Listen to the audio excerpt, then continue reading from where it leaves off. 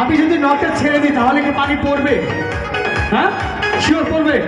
আচ্ছা অডিয়েন্স, আমি যদি নটটা ছেড়ে দিই এই পানিটা কি পড়বে? হ্যাঁ, কনফার্ম? আচ্ছা ঠিক আছে, আমরা পানিটা ফেলে দিব।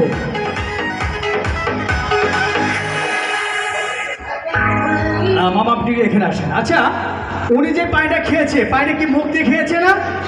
এই পানিটা ওরা কান দিয়ে বের করবো। উনি যে পানিটা খেয়েছে এটা ছিল জাদুর পানি, এটা কোনো নর্মাল পানি নয়। আমি নখটা ছেড়ে দিয়ে পানিটা ফেলে দিচ্ছি।